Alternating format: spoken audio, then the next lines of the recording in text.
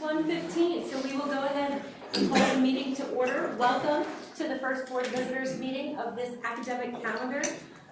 Thank you all who are here in the gallery with us today. We always appreciate seeing a room full of people. Thank you for representation from the Captain's Lodge. We're glad to have you here as well.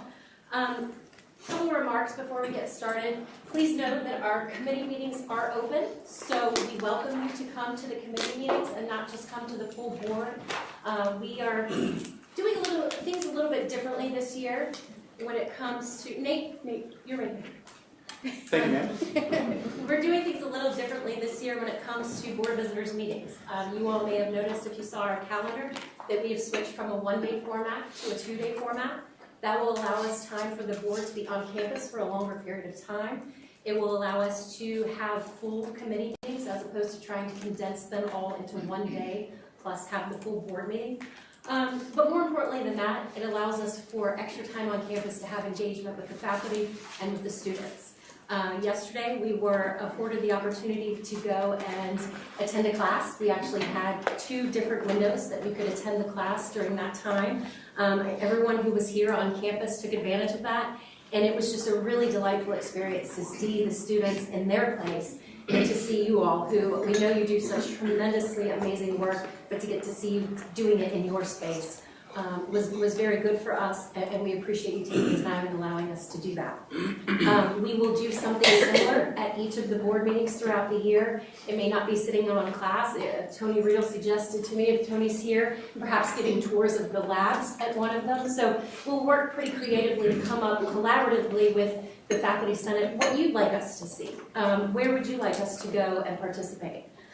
So thank you all, faculty, for being here. This is the start of many firsts today. It is President Kelly's first Board of Visitors meeting. Since December 14th, we have been eagerly awaiting this day. December 14th was the day that I had the privilege and honor to call him and extend him the invitation to become the 6th president of Christopher Newport University. He was pretty stoic and calm. I teared up and lost it immediately after So did I.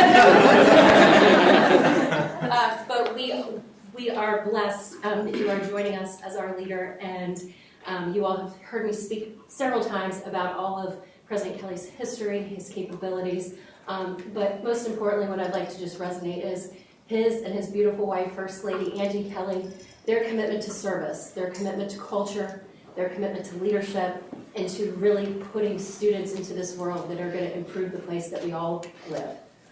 So often we see all of the negatives in the newspaper, but we know what we do in this Christopher Newport bubble. We've now found 2 people who embrace what we do here and are going to help us continue to put those captains for life out into the community. So welcome. Thank you. And we will get to his report in just a few minutes. We have 2 new board members, Will Estrada here and Brent Archer. So welcome to your first Board of Visitors meeting. We've been shooting things at them like a fire hose, all the information and reports, but they've been receiving it very well, so we thank you. Nate Fontaine, welcome to your first Board of Visitors meeting as the Alumni Society President. Many of you may have recognized Nate. He gave very beautiful remarks with regard to welcoming our new president on behalf of all of the alumni and Captains for Life. So thank you for being here. Thank you, ma'am. And you will also have a report for us later in the day, correct? Yes, ma'am.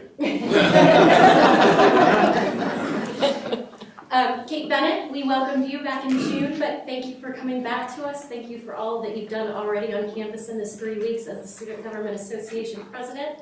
We look forward to your report as well. And no stranger to this table, Dr. Puaka, thank you for coming back as the Faculty Senate President. Since the search, I have had the privilege of working with Dr. Puaka on some efforts to further collaborate with the faculty, to have better transparency between the board and the faculty, and Brian has led that effort with the rest of his Faculty Senate colleagues, but Brian has been a very good friend to me, a very good person to educate me on how the faculty feels, where you sit, what your goals are and priorities, and we're going to hear about those in a little bit, but we look forward to continuing to work together as we move through this year. So thank you. I think that I have now welcomed everyone that needs to be welcomed, but thank you all for being here. Last year was an interesting year for this Board of Visitors. It has been said very commonly that the Board of Visitors, their most important jobs that we have are to hire the president, are to come up with a budget, and set tuition and fees. Well, I told you all this year as the board, or last year, excuse me, we had to do all of them.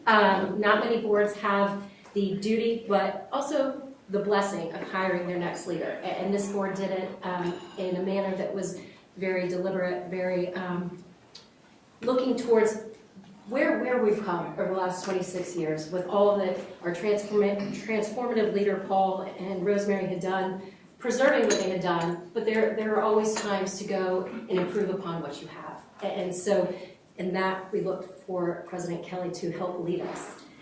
We learned a lot last year. We worked together a lot. We spent more time as a board than I think we've ever spent as a board together in the 8 years since Terry and I have joined this board.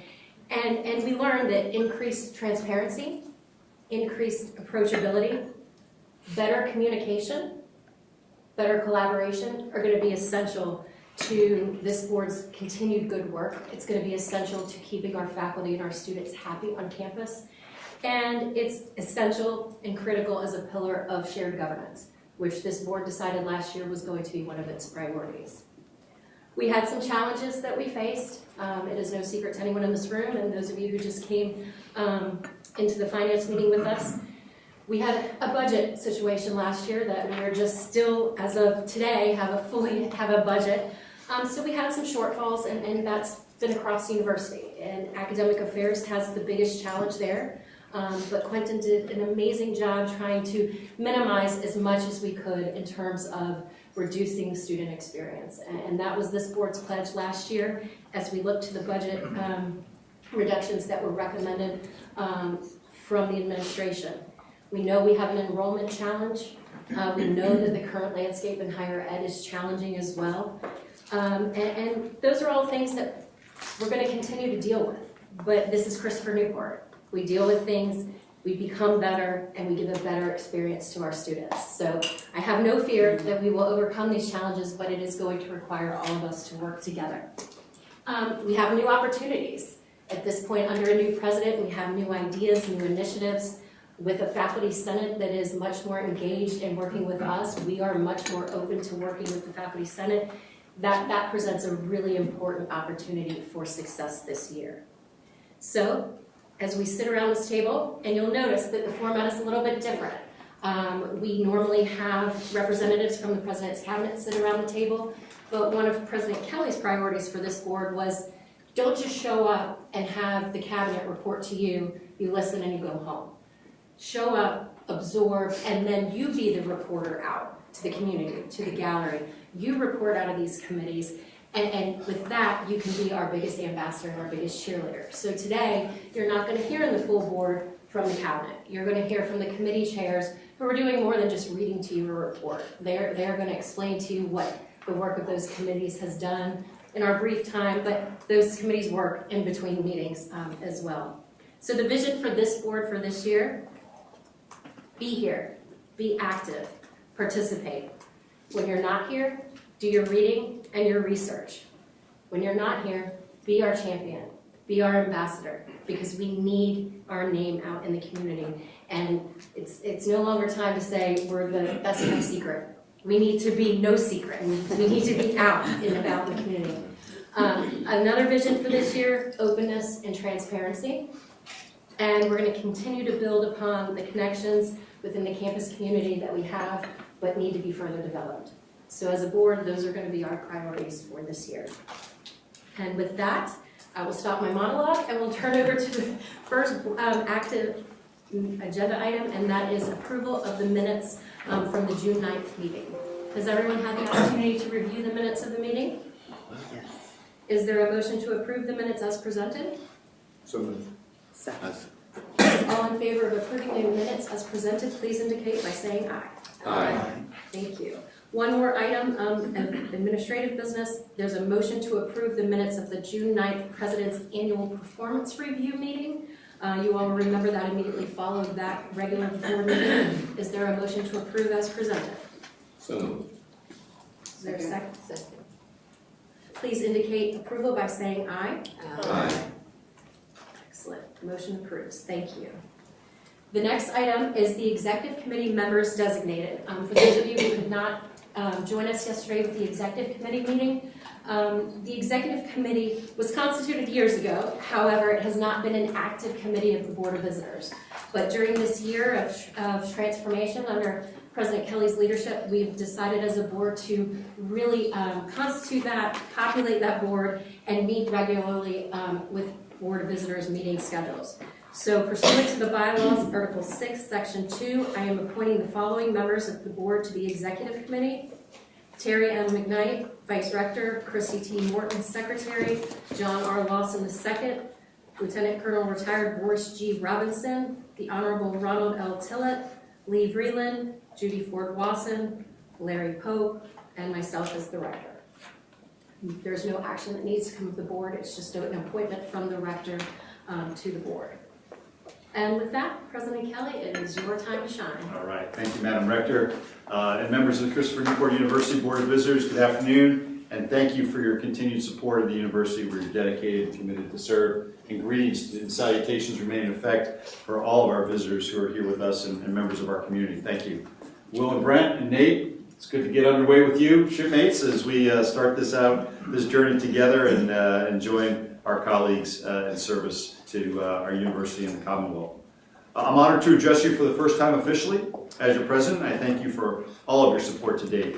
Angie and I appreciate your attendance at the inauguration. It was truly a memorable day, and it was hot. I wish some of the AC was getting pumped out there that day, of course. But thanks to Amy Dale and her team for coordinating what was truly an amazing weekend and an inauguration as well. And my entire family felt welcomed and excited to be back here. My parents will be back this weekend for the football game, so that'll be a good thing. Before and after the inauguration, the work to listen and learn has been going strong. I come to you today having 2.5 months in the role as president. I've learned a lot about our university, and I'm grateful for the support of the entire senior leadership team. I join the board in my praise of Adelia for her efforts to lead the institution during the transition, and we can't thank her enough for that. The team has kept me moving at a high rate of speed. Jennifer Latour and Tom Kramer have taken me to Richmond 4 times so far. We'll be heading to James Madison on Monday to meet with other university presidents. And the engagements have been important, and I think they've been meaningful. And we've made the rounds here locally to meet with our local officials and representatives, many of who will join us tomorrow for the game, which will be great. Madam Rector and Adelia have been most helpful in ensuring I meet the local business leaders and major donors to our university. And our Provost Kidd, has ensured I've had meaningful interactions with our faculty, and I've enjoyed each and every one of those. We've had the privilege of engaging with our students. Kevin Hughes and Kyle McMullen have facilitated multiple opportunities with our student community, and Angie and I are most appreciative of that. And in case you missed it, Angie was a judge at CNU Idol last week and did that. I think she did a great job, but I'm biased. I've also had the opportunity to engage with many prospective students and their families, and Rob Lang and his team are doing a great job of showcasing our amazing institution. And Lisa Duncan Rains and her dedicated team are doing everything they can to ensure that we support and retain each and every student we work so hard to bring on campus. Christine Ledford and her team keep this place look amazing, as you know, and they provide the services that ensure that we remain one of the finest student-focused universities in America. I'd also like to introduce Jim Hanchett, who many of you know, but Jim is back with us, our Chief Communications Officer. This is Jim's second run here at Christopher Newport University, and we're thankful to have his talents and abilities back on campus. So I still have much to learn, and I'm looking forward to Family Weekend at the end of September, and Angie and I are excited to meet our alumni the weekend of 21 October, and I hope all of our Captains for Life will join us that weekend. So what I've learned to date is what you already know. We have an amazing campus with beautiful facilities, but the most amazing thing about this place are the people. From the dedicated staff serving the food or making the place shine, to our faculty who give their all for our students, to our coaches who are passionate about winning the right way, and of course, our students. They inspire me each and every day, and I'm so thankful for the opportunity to serve. And Kate, thank you for being here, along with a couple other students that are in the audience with us. And Kate and I meet every month to go over whatever issues might be on the docket. I promise you that I've learned a lot in my 74 days on the job, and one thing I can assure you of is that while I will continue to listen and learn, I'm prepared to take action when action is needed. I will also commit to always presenting to the board the opportunities and the challenges we are facing. And I've learned enough in the first couple weeks and months on the job to let you know we are facing challenges that I will highlight in just a moment. And I'm confident we have the ability to address each and every one of those and capitalize on the opportunities as they present themselves. The headwinds we're facing are real and will require your support in a variety of ways. My fiduciary responsibility to the board and to the university required me to share with you the challenges we're faced with. As you know, and as we've talked about today, we've had to make budget cuts this past fiscal year, and we are required to raise tuition by just over 4% for our in-state students and over 8% for our out-of-state students. The recent state budget will help alleviate some of those cuts, and we're still waiting final word on how all the ins and outs of the budget allocation will play out. Jennifer has shared in greater detail how the new state budget will assist us in these efforts. Our scholarship endowment sits at $33 million, and our overall endowment is roughly $46 million, with roughly $13 million of that earmarked for faculty positions and specialty centers on campus. We appreciate all the contributions we have received from so many, and we're grateful for each and every one of your support. As I learn about our endowment and advancement opportunities, I highlight two challenges. First, we have to solidify our scholarship base long-term, and I plan to have the staff look at the funding model for the PLP program. In an effort to fund our PLP and honors commitments, we are wearing away at our ability to fund potential greater needs on the university campus, as we rally each and every year to meet the needs of PLP and honors students that we've committed to. Second, we lack a reserve of unrestricted funds. There are no endowments where the proceeds are for unrestricted or discretionary use that could be utilized by the president or others to address the most pressing needs on campus and in our enrollment efforts. And I ask for your help and support to address these challenges. The enrollment contraction. We have all heard about the challenges with the demographic cliff and the eroding belief in the value of higher education.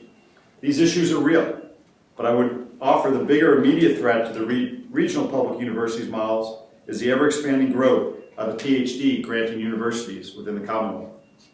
The enrollment growth at the largest universities in our state is significantly impacting our enrollment. Just a couple examples. Over the past 10 years, Virginia Tech has grown by 7,000 students. And we talked just today at lunch about how some of those students are being taught. George Mason University exceeded 40,000 students, became the largest university in the state.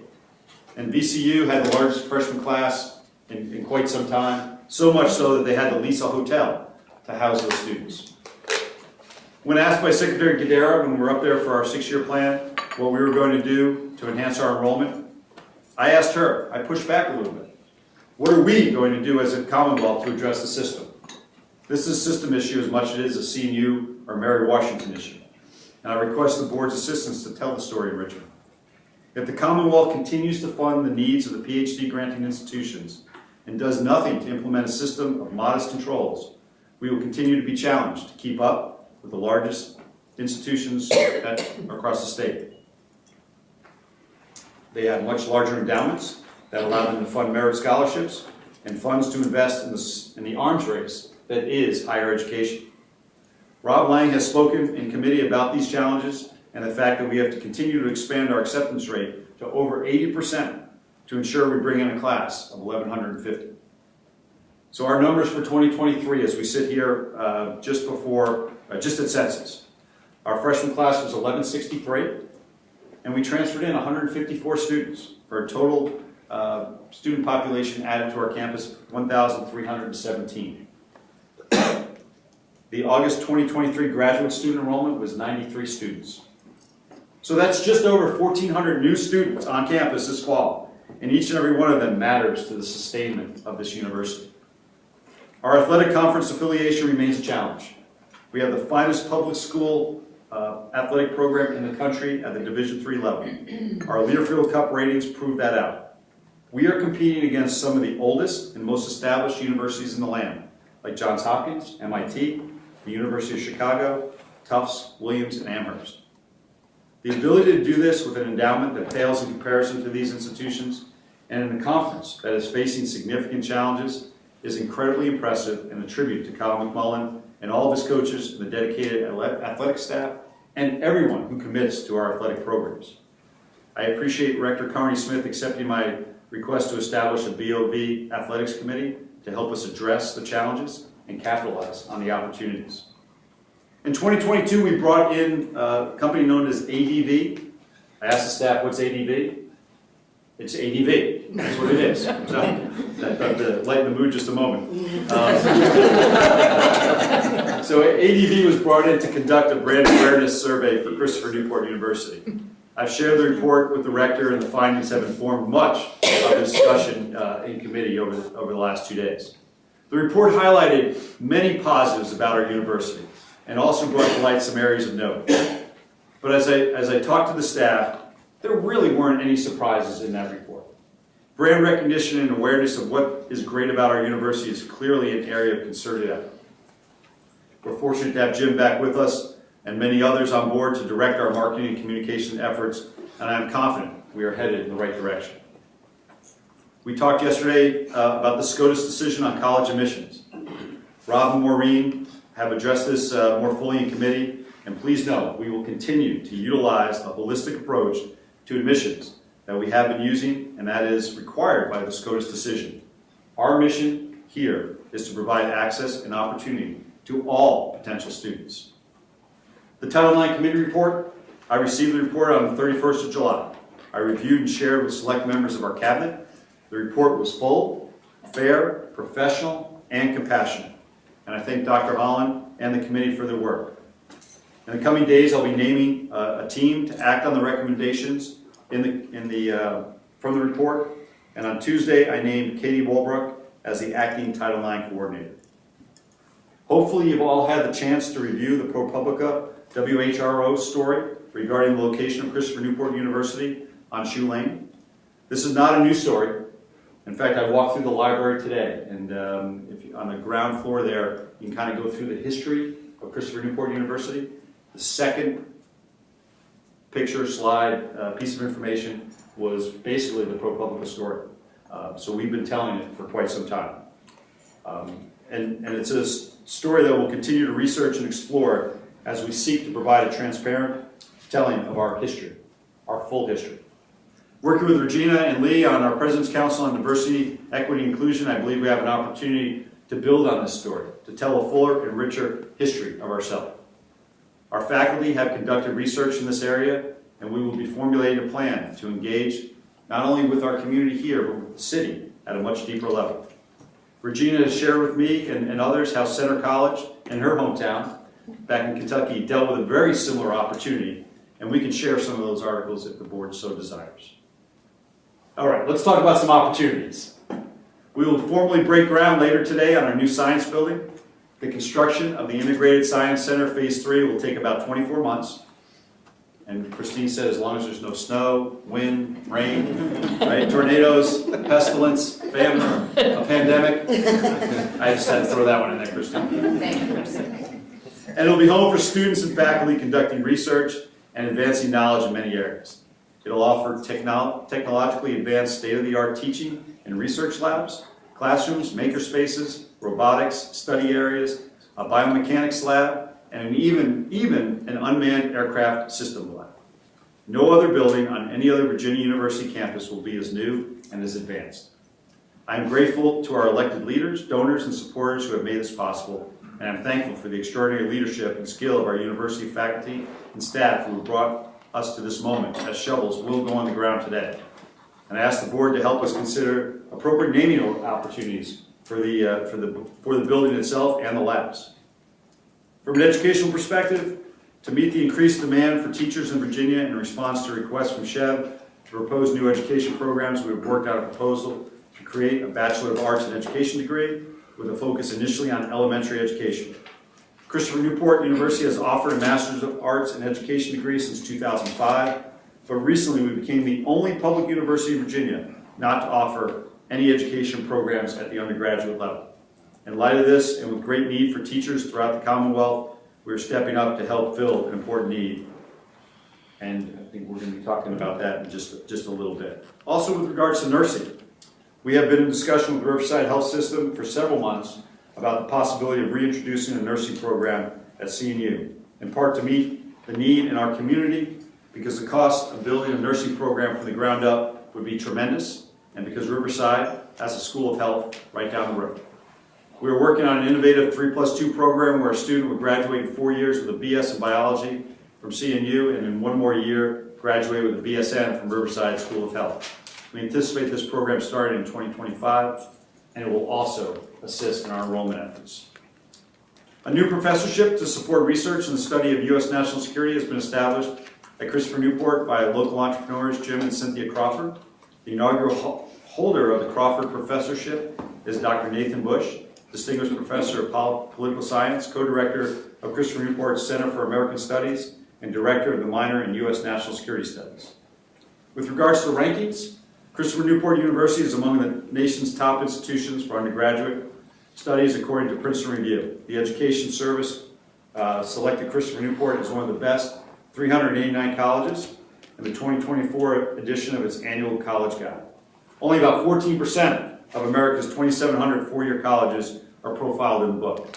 And the university ranks seventh among all public universities for internship opportunities offered to students. About 60% of Christopher Newport's undergraduates complete internships, and many lead directly to postgraduate careers.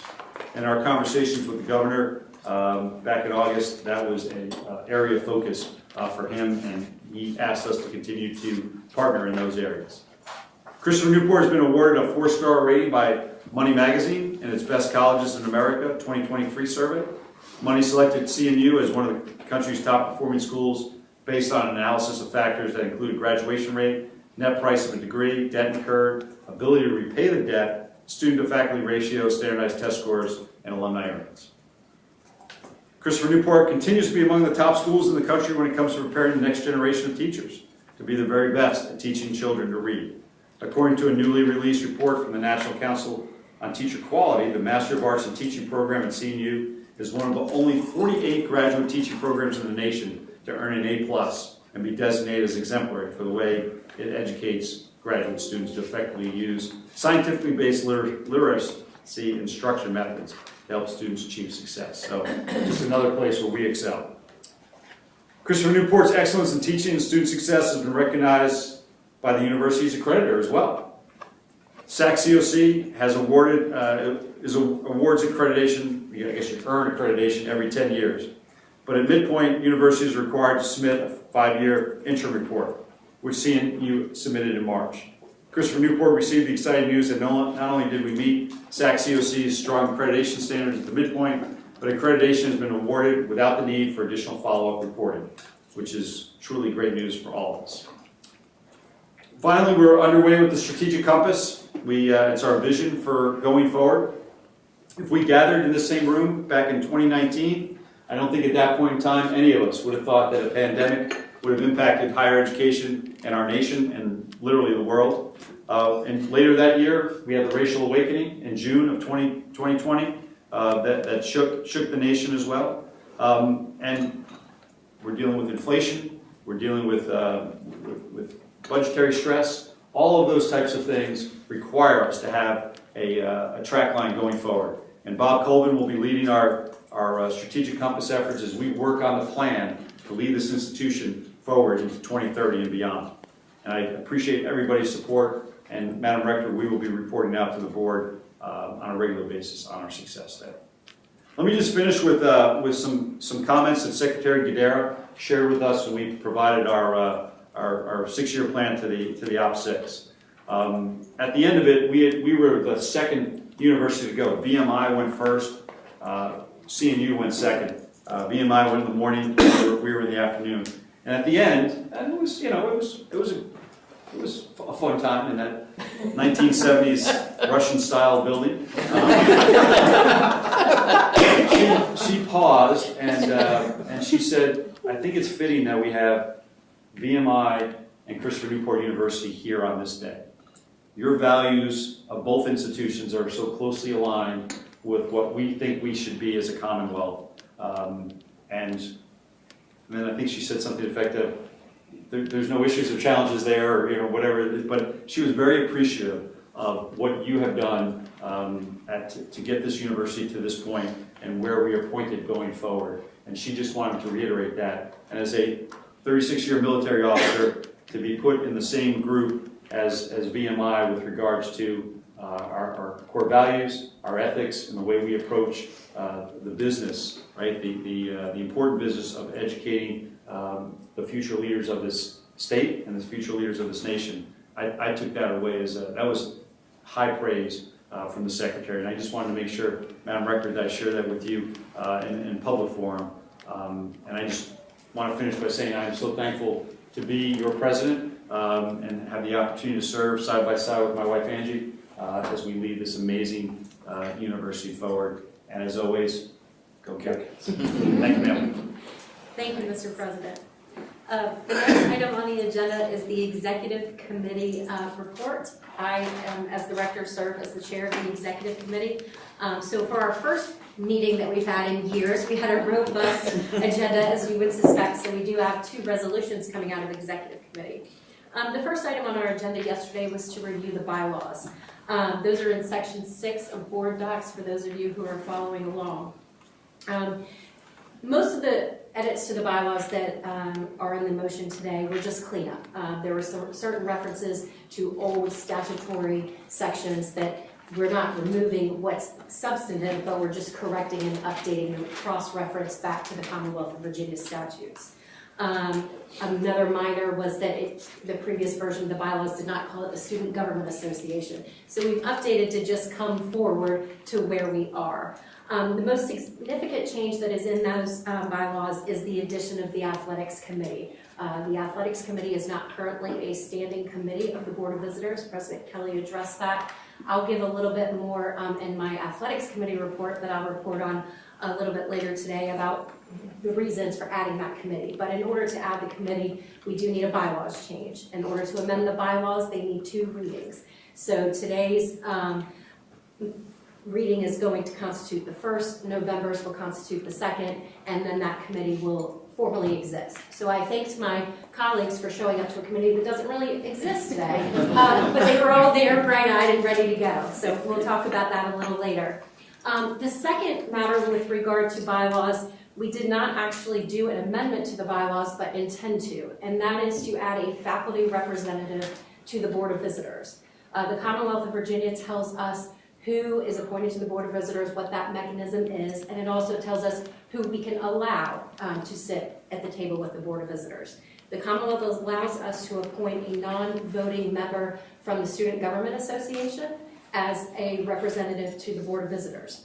There is no similar requirement that we add a faculty representative. So our bylaws currently have that the Student Government Association sits with us essentially as a member of the Board of Visitors, but is non-voting. After talking with Brian about some of the Faculty Senate priorities, I recommended to the Executive Committee that they authorize me to continue work with Brian to add the language to the bylaws to add that seat. I felt like it would be premature to bring language before the committee yesterday and this board today without working with Brian on what that language looks like. In our meeting in early September, Brian and I went over some examples of what other sister institutions are using, and I think we'll certainly get there. But it's the purview of the committee that I move forward and work with you, Brian, on that language such that we can bring it back at the November meeting. Between now and November, we're going to treat it as if there is a faculty representative, so if there are any board engagements, we would be asking you to send someone to participate such that we're not waiting until the second reading of the amendment to the bylaws. So we felt like that was a really important and good news to tell at this full report. The committee then discussed the need to formally reaffirm the continuation of the university's Campus Violence and Prevention Committee and Threat Assessment Team by way of a resolution. Let me give you just a little bit of background. In 2008, the Code of Virginia was amended to require colleges and universities to adopt policies and procedures to assess threats and prevent violence on campus. In September of 2008, the university's Board of Visitors approved the implementation of a threat assessment team and a campus violence prevention team, a committee. So Christopher Newport has had those in place, TAP and the committee, since 2008. Over the past 15 years, the university has provided education and training on campus with regard to preventing violence. We've also taken active measures to assess threats. The Code of Virginia, of course, has been amended periodically and annually with additional requirements for colleges and universities related to violence prevention and threat assessment. This past July, there was another set of substantive amendments to the statutory provisions regarding campus violence prevention and threat assessment.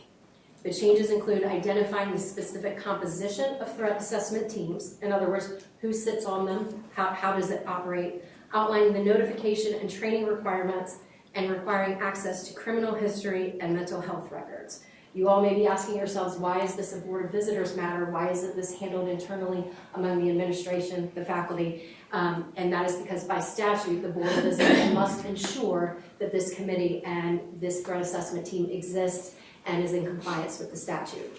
So the university undertook a thorough review and updated our current policy, ensuring compliance with the code and capturing a more comprehensive approach as we take violence prevention and threat assessment very seriously.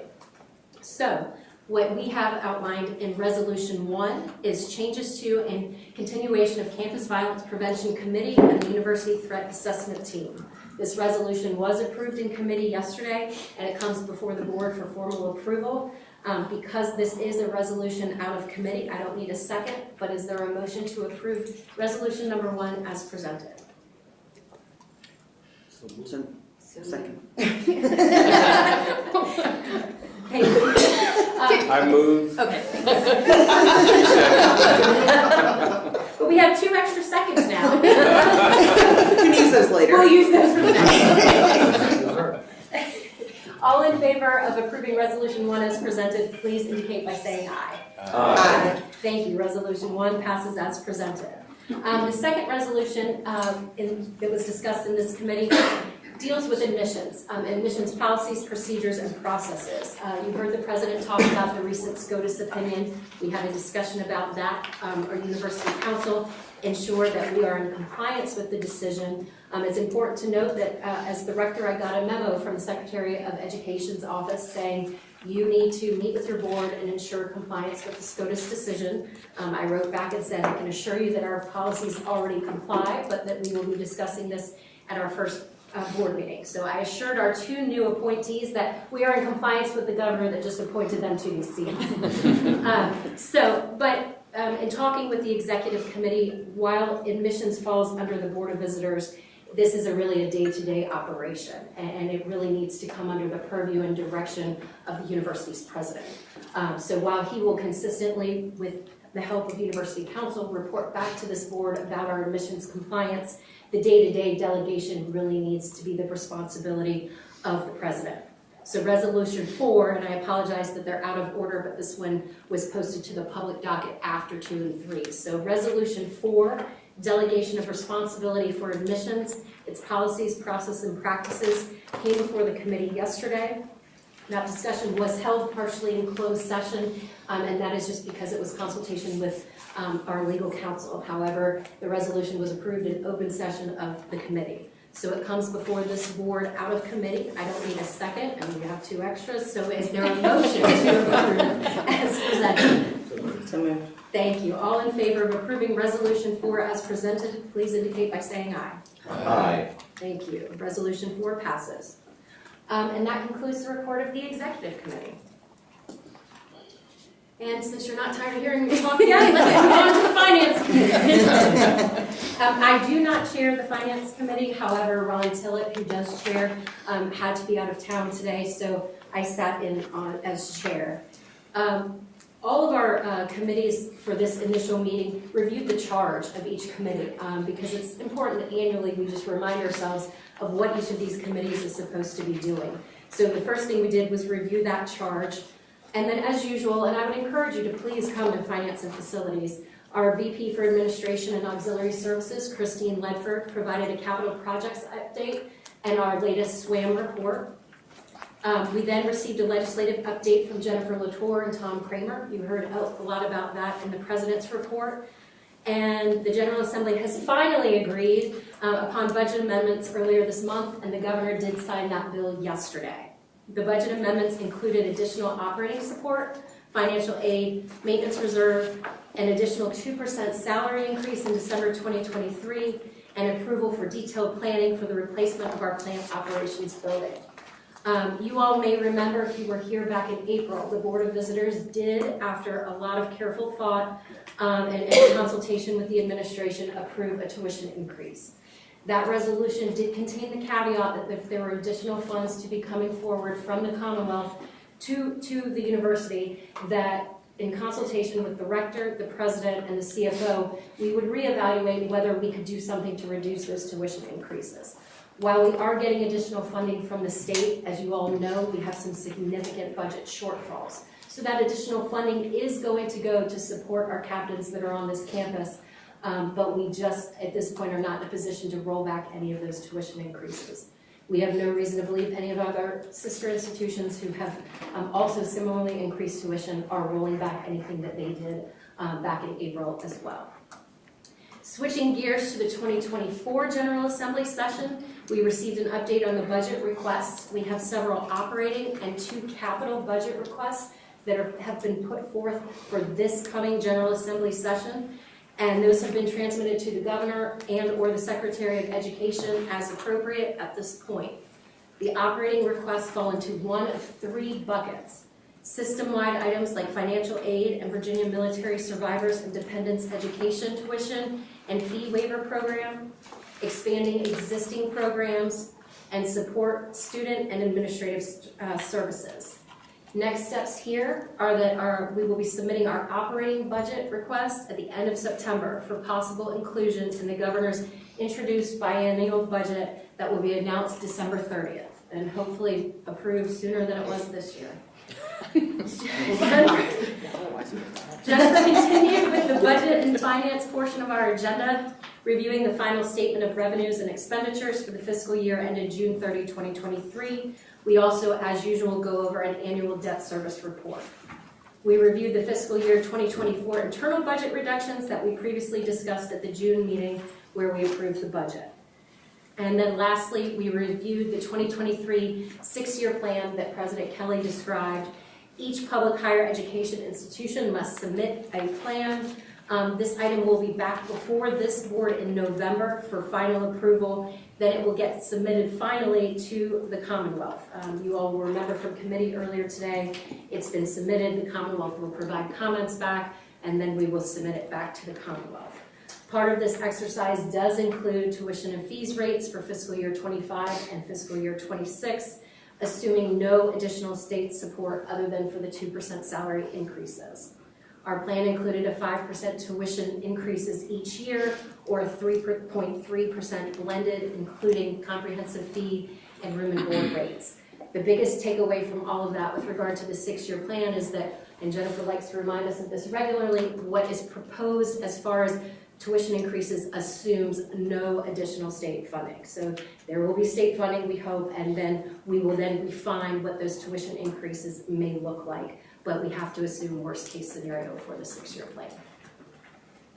Any questions for Jennifer or Christine with regard to finance?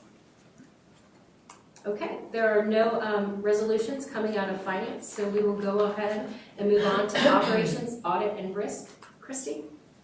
Thank you, Madam Rector. The Committee on Operations, Audit, and Risk met yesterday afternoon and heard reports from our Director of Internal Audit, Faith Beloit, and our Chief Human Resources Officer, Ashley Andrews. These reports can be found in Section 8 of Board Docs. Ms. Beloit reported that every 5 years, the Offices of Internal Audit go through a peer review process called a Quality Assurance Review, or QAR. The purpose of the QAR is to evaluate the internal audit activity's conformance with the international standards for the professional practice of internal auditing and the Code of Ethics. George Mason University's Associate University Auditor and the Virginia Community College System's Assistant Internal Audit Director will perform the evaluation. Ms. Beloit reviewed the status of the fiscal year 2024 audit plan. Specifically, we reviewed the student accounts audit in detail, and she reported that other audits are underway, but that the laboratory safety audit has been closed. Ms. Beloit then confirmed with the committee that the internal audit activity is independent and objective. in performing its audit of work, maintaining an impartial, unbiased attitude. There's been no personal conflict or interest or restrictions of access to functions, records, personnel, properties, or systems. We then reviewed and discussed the results of the FY23 University Ethics and Control Environment Survey. This survey represents the results of an institutional-wide survey designed to assess the perceptions of CNU's ethical values, commitment to professional and technical competence, organizational structure, control activities and monitoring, attitude toward risk, and information and communication. Our Chief Human Resources Officer provided us a report on the university's spans of control and on the Department of Human Resources Strategic Workforce Planning Annual Submission. The Spans of Control report is a biennial report required by the General Assembly as a result of the Joint Legislative and Audit Review Commission study to review the cost efficiency of public institutions of higher education. The university has developed a policy to address spans of control, which sets a target median of 5, a minimum number of direct reports at 3, a review of units that have more than 5 direct reports, and outlines the role and responsibilities of supervisors. 19% of the university's employees are supervisors, 71% of those supervise 5 or less employees, and 29% supervise more than 5 employees, and the median number of employees per supervisor is 3. Exceptions are permitted based on business need and an evaluation of human resources and a division vice president. The university will continue to evaluate new and existing positions as required. Next, we received a report on the annual workforce planning and succession plan, which is also required by the General Assembly. The report is a data analytics report for the prior fiscal year that focuses on continuity of operations, recruitment, retention, and engagement, and workforce development. The report includes data on instructional faculty, administrative, professional, classified, and hourly employees. Key findings of the report include an overall increase in the number of employees due to recruitment and retention efforts, including increased advertising and the implementation of a compensation study for classified, hourly, administrative, and professional staff. Human Resources is continuing to focus on recruitment initiatives in service positions, including dining, trades, and housekeeping, as these fields continue to be challenging, and as a result, our time to fill vacancies have slightly increased overall. The number of employees eligible for retirement remained relatively flat for this report over the last year. However, we did see a decrease in the average length of service due to long-term employees retiring over the past 2 years. Our turnover rate is at 15%, which is less than the state average, so that's good. But we have identified more significant turnover in employees with less than 5 years of service at the university. The Office of Human Resources will continue to review this data and trends related to the turnover.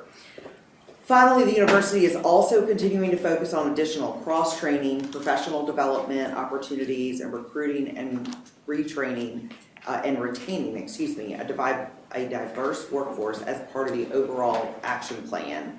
I would like to thank Terry McKnight for her service as chair of the committee over the last year, and thank you for your willingness to guide me and help as I move into this new role. And a big thank you to Jennifer and Faith and Ashley and their teams for the great work and reports that we received. So, Madam Rector, that concludes my report. Thank you, Chrissy. Any questions? And Terry, we do need to thank you because you chaired that committee for years, and I always laugh that you could never find someone to deliver an OER report with more enthusiasm than Terry. She loves Yes. it. And Christy, you did great. Those are big shoes to fill. Well, thank you very much. All right, our next committee report is the Academic Affairs Report. Fleet. Of course, I just put a mint in my mouth when it was time to do that. So I think all of the board members are new to the committee this year, except for Christy, who doesn't know whether or not that was on I'm the never gonna do that. She is new, okay. But we had a great committee meeting. it was full of wonderful information that I think we were all grateful to be exposed to. We did have a faculty showcase by Dr. Burkett, Assistant Professor of Biomedical Sciences. And she had 2 students with her that I think we would all agree were just amazing. They were phenomenal. Colleen Neff is majoring in neuroscience, and Shane Potters is majoring in cellular molecular physiological biology. So I would love to tell you what they talked about, but I have no clue. But it was very impressive.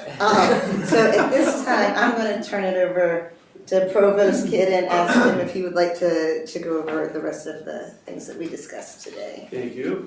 So I'm basically going to go over 2 things that I think the committee, that the board needs to hear from some staff on. The first is a proposal before you. I believe it is resolution 2. That is for a Bachelor of Arts in Education degree program. And I'll just give a little bit of background, and then I'm going to ask Dr. Folletti and Dr. Ward to talk to this. CNU had an undergraduate CNU had a teacher licensure program until 2003-4-ish. I think we graduated our last students who were going through the teacher licensure program around 2005. And then we phased it out, and we created a Master of Arts in Teaching program at that time. During that time, Virginia was one of the few states in the country that didn't have undergraduate education majors. Virginia required students to major in psychology or sociology or history or whatever, and then get licensed to teach. Since then, in 2008, 2017, 2018 timeframe, the General Assembly created some legislation that created an undergraduate education degree and allowed students to be licensed to teach with an undergraduate education degree. Very quickly after that legislation passed, most every university in Virginia, public university, and most all the privates, created undergraduate education programs, except us. We continued to pursue the MAT route for our students. Over time, our numbers in our MAT program have dropped as the cost of higher education has gone up, and students say, I can get a 4-year degree in education, or I can get a 5-year degree in education. More have opted for the 4-year degree in education, and so we've been seeing, diminished numbers in our MAT program. This last year, we began working on a BAED degree program in response to a request from the State Council for Higher Education in Virginia to all of the schools that didn't have one, or schools that did have one, to expand their programs. And so we responded to SHEV's request by putting together a proposal for a BAED. The process here is a little bit backwards from normal. Normally, when the faculty propose a new degree program, it goes through an internal review process, the faculty review process, passes all of that, then comes to the board, and then goes to the State Council. Because we're trying to meet a deadline that the State Council has imposed, which is November 19th, I believe, we're doing this a little bit backwards. We're asking the board to review and approve this, but it then is going to immediately go through the faculty review process as well, because we're trying to meet that SHEV deadline that is much quicker than a normal SHEV deadline. So you have before you a resolution that is essentially the entire degree program proposal that's going to go to SHEV, assuming it gets approved here. It's been approved in committee. So it doesn't have to be seconded or anything, it's just a motion to approve at this level. And I'm going to ask Dr. Folletti and Dr. Ward to speak to it because they can provide much more detail than I can, but also I think there was a comment about radiating enthusiasm, et cetera. So Dr. Folletti, Dr. Ward. I thank you for inviting us today. I was thinking on this lovely off all day of where I was 40-some years ago, starting out as a lead teacher, teaching 7th, 10th, and 11th grade in a very small junior-senior high school in Pennsylvania. So to have this opportunity to kind of come full circle and think about implementing a 4-year degree program, which is what I came through at CNU, is really exciting. We have a very strong Master of Arts in Teaching program.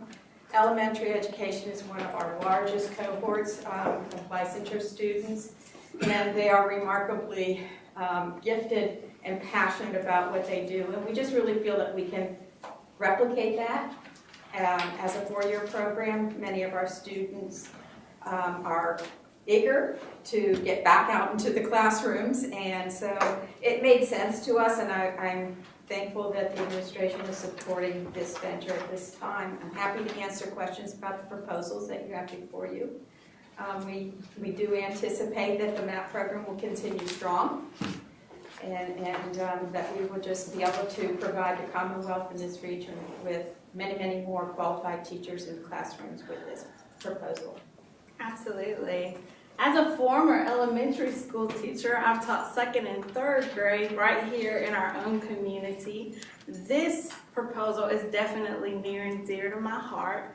The idea that we have an opportunity in this room to truly impact not only the captains that go forward from CNU, but teachers everywhere.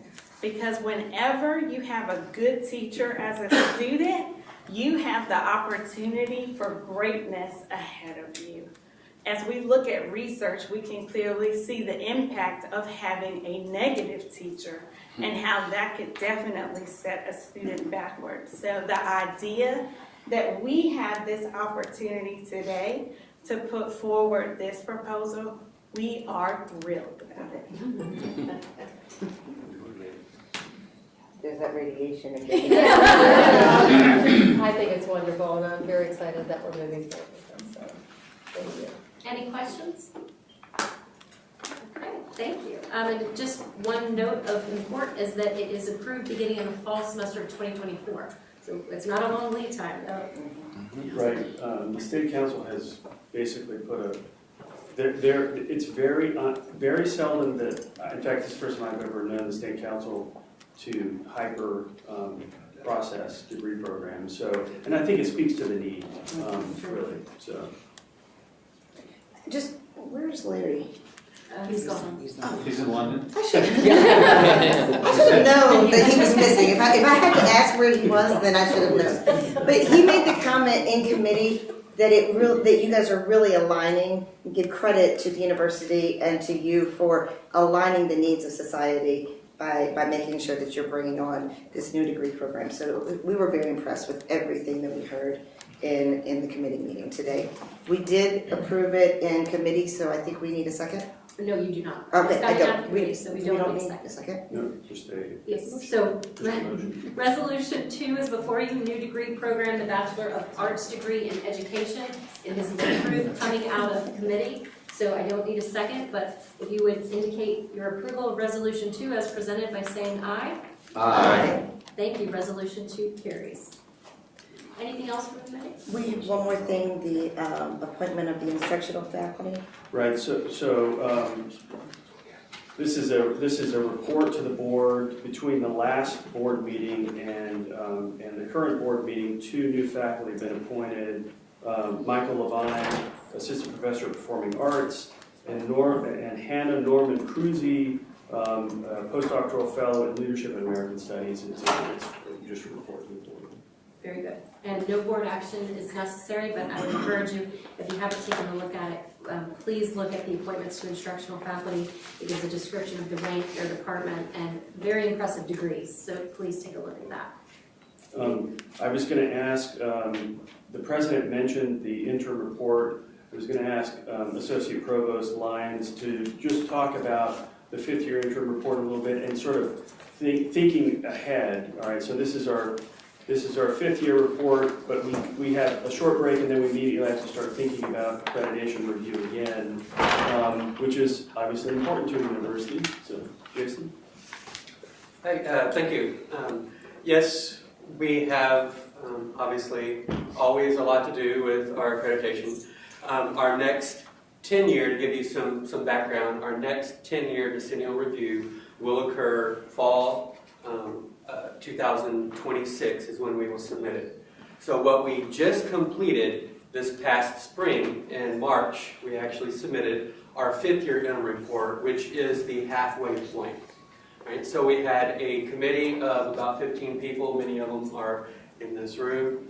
We can make them stand up here in a little while if they'll do that. But so we worked for roughly 3 years to prepare this report. The first year was a lot of our office's activity in generating a lot of the pre-planning. Then we had about a year to run what we call the audit check to make sure we are actually in compliance with all our standards.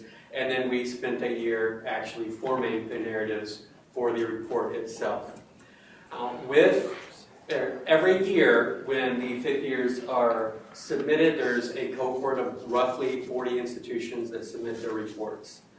Of those 40 each year, it is less than, on average, less than 10% that get their reports successfully submitted without need for what's called a referral report, in which case they have to provide additional clarification or additional information in the report. Right? Well, we are excited to say that we were part of that 10% this year, in which we had no referral report that was requested of us. Now, along with the submission of the 5th year interim report, we have to submit a impact study or impact report of our quality enhancement plan. The quality enhancement plan is something that is actually proposed with the 10-year decennial report. It is approved by SAC-COC, and then we have the next 5 years to implement it on our campus. Our quality enhancement plan was incredibly successful. We met our goals, Quentin can back me up, of 30% improvement in our enhancement plan, which was undergraduate research literacy. So it was very well received. We had nothing further to add on our quality enhancement plan impact report either. So our next step over this year, we're doing a little pre-planning, but this summer we already get to gear up for writing and submitting our 10-year decennial report, as I said, which will be submitted in fall of 23. Right? So we have to really acknowledge the work of the 5th year interim report committee. And if you guys want to pop up real quick, so everybody can look at several of them again are in this room. Obviously, we have some very key people working on this report. It's obviously very important. And we also have to thank Interim President Adelia's support with Bob Colvin, Chief of Staff, for support, because it really was crucial in getting this done with success. Have any questions for anyone here? Thank you, Jason. Thank you. So just a couple other things, and then I'm be done. It will be done. No, we will be. I won't talk about nursing because it's already been mentioned. We're working on a nursing program. Just a couple of things for the radar. We're working, Dean Adamitis is working with a group of faculty. We have this classroom in the library called the Digital Humanities Classroom. And in conversations, we've been talking about how we can better utilize that space, the technology in that space, what kind of pedagogical tools could we bring to bear on that. And so Dean Adamitis is working with a group of faculty to look at the possibility of bringing virtual reality resources to that classroom, and that would open up sort of pedagogical pathways for classes. For example, you'd say you're taking a class on ancient Rome, and you can be walking around virtually as you're taking the class, for example. So we're looking at that.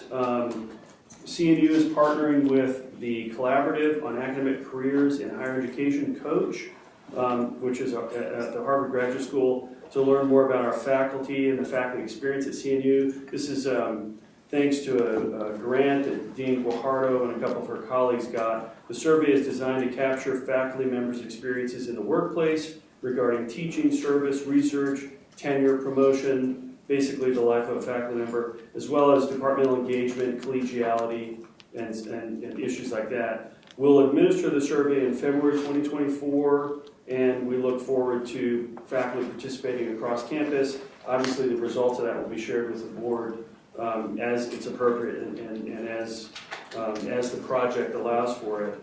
And then one last thing, in order to comply with some legislation that came out of the General Assembly probably 4 or 5 years ago, I don't remember exactly when, starting in the spring of 2024, the schedule of classes will be indicating whether a class has a low-cost, no-cost textbook option available to it. So that'll be indicated on the schedule of classes. That allows students who need to or want to take a class with a low-cost, no-cost textbook option the information that they need to be able to do that. So we'll be, and that is in response to a piece of legislation that probably is 2 or 3 years old, and our implementation of it probably got delayed because of the pandemic and the chaos that was a result of that. So we're going to implement that starting spring 2024. Faculty, when they put their schedules together and when that information is sent forward to the registrar's office, faculty will basically indicate whether that option is available in their particular class. So we're going to rely on faculty to basically determine that. So I'm glad to answer any questions or to hand it back to the chair. Does anyone have any questions? All right, that concludes our report, Madam Rector. Thank you very much for that very full report. Jason, thank you for your work and your team's work. When I was talking to Jason at the reception last night, he made his life sound like Groundhog Day. He's like, I just finished and I've got to start another. So thank you all. Okay, Boris, would you like to give us your report, please? Student life. Thank you, Madam Rector. So my report will be on the Student Life Committee that met this morning at 8:30. What we did is we talked a lot about some successes and then we talked about some challenges. So I'll kind of lay it out that way. I'll start with admissions. This report was from Rod Lane. And the freshman class of 2023, our goal was 1150. We actually had 1163. So we exceeded the goal there. Average high school GPA was 3.8. Average SAT score was 1200. And for the PLP, we admitted 410 PLP students, or the President's Leadership Program, versus the 400 that was our goal. So you can see a freshman class exceeded the goals, so we look pretty good there. But some of the things that we're looking at for the future that will probably be some of our external market challenges and something for the BOB to take a look at is the demographic shift. You know, fewer high school graduates, and they're predicted that the whole enrollment cliff we talked about, where kids won't be enrolling in college. The freshman cohort growth at the large Virginia public universities. So that's something that we have to compete with, and the rising costs and student debt crisis, especially with Christopher Newport. One of the things that we have is that we're a fairly expensive school compared to other public universities. And I'll go into that a little bit more when I talk about the next section that I got with Lisa Duncan Rains, which is the Student Life Committee. And these two kind of tie together, and that's where we talk about the financial aid, the gifts of in-state financially needed students. So one of the issues that we end up having is that Christopher Newport, even though we get a lot of funds from the state, it's limited because it's based on the current need. And the percentage of students that attend Christopher Newport come from high-income families, so that makes it a little more difficult for our lower-income students to get the aid because it's based on an average. So those two kind of tie together, and that's something I think that as a board we need to be able to articulate when we talk to folks from Richmond. So I just kind of wanted to get that out there. And then some of the successes from the report on, lost train of thought, on enrollment and student success, is that the Career Services had 6 career-related fairs this semester. The first took place this week, and it was accounting and finance fair featuring 23 employers with 25 CNU alum representative organizations. Over half of them have been ranked among the top 500 in inside public accounting. About 100 upperclassmen students participated and were interviewed on the second day of the fair. So it looks like, obviously that we got students that are getting engaged. And the reason I kind of did these reports a little bit backwards is I wanted to talk about kind of the admissions of the students coming in, and then also now looking at students on the back end leaving. And so that throughout their education process, we're providing an opportunity for them to be successful when they leave here, which ties into what we're supposed to be doing here at Christopher Newport, right? And then finally, I'll talk report from Kevin Hughes, and we're going to talk about student face a number of challenges. Frequent topic updating the board on is the summer utilization of counseling services nearly doubled in the number of individual students that are seeking clinical support. Throughout the first week of September, the counseling had experienced a year-to-date 19% increase in the number of individual students accessing clinical support. So that's 165 versus 139 that we had in fiscal year 22. The number of clinical sessions has increased by 43%, which is 327 versus the 228 that we had in the past.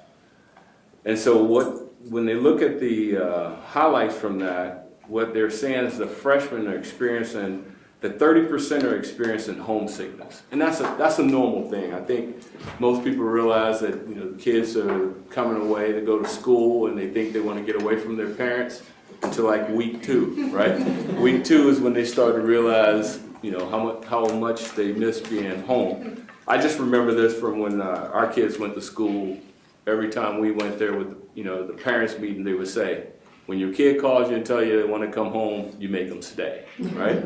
so I don't think that's unusual. I think maybe we're just seeing a little bit more of it now. The other ones say they have unmanageable feelings of being overwhelmed, and that was 29%.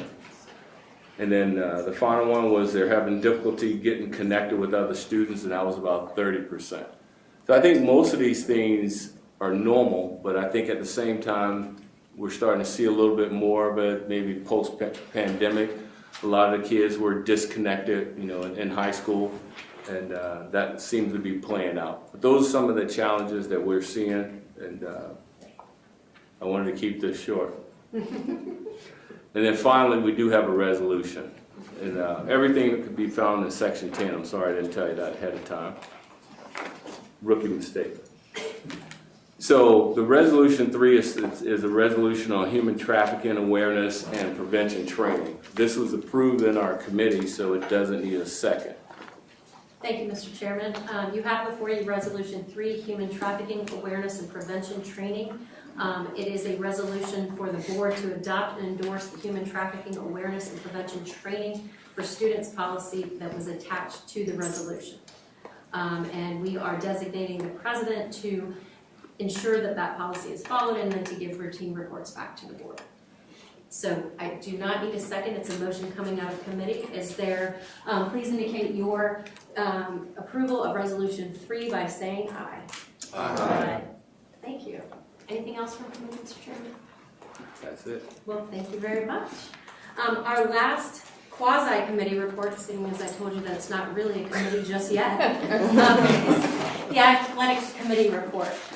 We had a really great meeting. Our athletic director, Kyle McMullen, gave us a very passionate and energetic kind of lay of the landscape. But what I'd like to share today with those of us who were not in that meeting and with the gallery is kind of where this came from. 5 years ago, Adelia and Kyle came to me and said, we really need to find a funding source for athletics. For those of you who may not know, the Commonwealth's money does not go to athletics, much to a lot of people's misconceptions. So anything that's in that budget pertaining to athletics is private donors, private funds that are raised by the institution. That includes facilities too. So it's not just uniforms and shoes and buses, it's the facilities, the expensive facilities, but the facilities that we have promised to our students. So we created the Athletics Advisory Council of Christopher Newport. It is a voluntary advisory council only, it has no ability to govern or make decisions, but it was a fundraising arm. And we set some pretty lofty goals, and as of last year, we had raised over 1.2 just in last year, and it has steadily ticked up over the last 5 years. I'm pleased to report that over the last 5 years, we've not lost a single council member. Everybody has stuck with us, and we've made it up a little bit as we've gone along, but they've ridden with us. But again, that is not the governing body of this institution. And so when President Kelly started to understand the difficulties that we have with our athletics, and when I say difficulties with athletics, we have 80% winning rate. We have great athletics.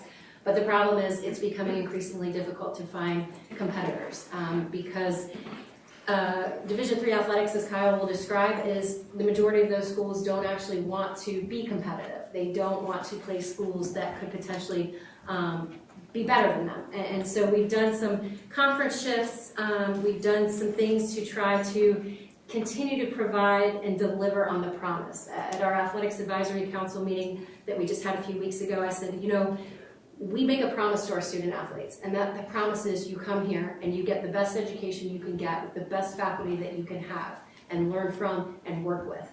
You're going to do that in amazing facilities, both athletic and academic facilities. You're going to do that in an environment that cares about your heart and your mind. You're going to do that in an environment where we're going to prep you for what the rest of the world is going to look like. But in exchange, we want them to come here and be good citizens, be good partners, good neighbors, get a good education, and go on into the world and make a difference. Well, they've come and delivered on that promise. They have an 80% winning record. They're good people. Kyle produced to us today a report that showed how our student athletes compare to our non-athletes when it comes to numbers in PLP, numbers in the honors program, GPA, graduation rates, and they are on par and comparable. So they're doing their part, and we need to do ours. And so President Kelly and I decided to present to this board the opportunity to have an athletics committee that can assist certainly with private donations and fundraising, but can be an arm that as we go through what the next chapter of our conference looks like, that we can leverage our relationships across the Commonwealth to help with that discussion, to enable Kyle to get us where we need to go. The Coast to Coast Conference is our current home. It's an imperfect home, but Kyle worked nights and days, blood, sweat, and tears to get us a home. And so we need to keep that home, and what that's going to look like in another year, we're not quite sure, but we need the backing of the board to get there. So that is going to be kind of the charge of the athletics committee, and we will have plenty more to report come November. Any questions for athletics? Okay, very good. Well, we will turn it now over to Regina to give us the report on the President's Council on Diversity, Equity, and Inclusion. Thank you. This committee met, gosh, I don't have the date on here, but we met last week, I believe it was. And what the council members did was we reviewed the council charter, the current membership roster, and the expectations of the committee. And this is a great committee, you know, very diverse committee, consists of folks around the campus, but we also have some former board members, board of visitor members, as well as some community members. And what was great, President Kelly welcomed the committee, but also talked about his background in DEI, which is so impressive and is a strength for this institution, the leadership he'll be able to provide in that area. Madal Dickerson went over some state updates. We are still waiting for the state's diversity plan. Essentially, Christopher Newport being captains that we are leaning in on DEI and all the promise that it has for the university. In terms of some university updates, things that are going on the campus, there's a newly established partnership with Interface America, which will provide students with interface leadership development opportunities, and they get an opportunity to earn a professional certificate in interface leadership. let's see, last year, the Virginia Department of Education, the Urban League of Hampton Roads, and 4 HBCUs, Norfolk State, Virginia State, Hampton University, and Virginia Union entered in a partnership to address the learning loss experienced by middle and high school students during the pandemic. CNU has been tapped to assist with this program by having undergraduate students provide tutoring to Newport News high schools. Tutors are paid $15 per hour, and the goal is to recruit 50 tutors. So we are moving along with that program, which I think is another excellent way to get our students engaged. Another initiative, the Constructive Dialogue Institute, CDI, has an online curriculum that helps develop students' skills related to civil discourse. We are one of 12 institutions across the state, along with SHEV, that will utilize this tool for student development. So this is a great opportunity as well for our students. We also, understand the environment around SCOTUS decision around affirmative action, and we are looking at all the ways that certainly that we will be in compliance while at the same time having a holistic approach to how we, recruit students and provide opportunities at the university. The Safe Ally Development Program provides a series of competency-based workshops focusing on gender and sexuality, and that returns to our campus this fall. As President Kelly indicated, the ProPublica article, which also was, I think it may have appeared in the Chronicle of Higher Education and some other publications regarding CNU's development in this community, came out. We've sent that out to all the board members. But most importantly, we are spending some time as a DEI council and, to think about how we really want to interact around that story. We have a number of different ideas, which I think are fantastic. The committees understands this is a very tough and difficult issue, and many of these topics are, but, we're going to lean in. We're captains, and we're going to, embrace the narrative that we want to shape around how these stories have unfolded, as well as how the university has evolved in this space. So we've shared some ideas about how we can continue to work with this topic. We're sure it will probably be around for a while, but we also intend for it to be part of the narrative of how we embrace the history of CNU as well as our community. That's our report. Any questions for Regina? Anything you'd like to add, President Kelly? I think Regina's covered. Thank you. Very good. Thank you. Okay, moving on to our Faculty Senate report from Dr. Pawlak. Thank you, Madam Rector, members of the Board of Visitors. Thank you for the opportunity to provide an update on the activities of my faculty colleagues and the work of the Faculty Senate. It seems that I telegraphed my report, but I certainly appreciate the comments from the Rector already, but I'll still try to pack in a few surprises to keep you listening. For those new members of the board who I've not had a chance to meet, let me introduce myself. I'm Brian Pawlak. I'm a professor of history. I teach courses on the history of modern Germany, modern France, World War II, and post-war Europe. I began my academic career here in 2005, and so that makes this my 19th year at CNU. To borrow a phrase from my alumni friends, I consider myself a captain for life. I also serve as the Faculty Senate President this year. It's an honor and a responsibility I take very seriously, and I've been able to do it before as well in 2017 and 2018, so I am thrilled to be back. Please allow me to open my remarks with a word of welcome again for President Kelly. As this is his first board meeting, I wanted to once again extend a warm welcome to him on behalf of the faculty, and to thank the board for all their hard work and the presidential selection and hiring process.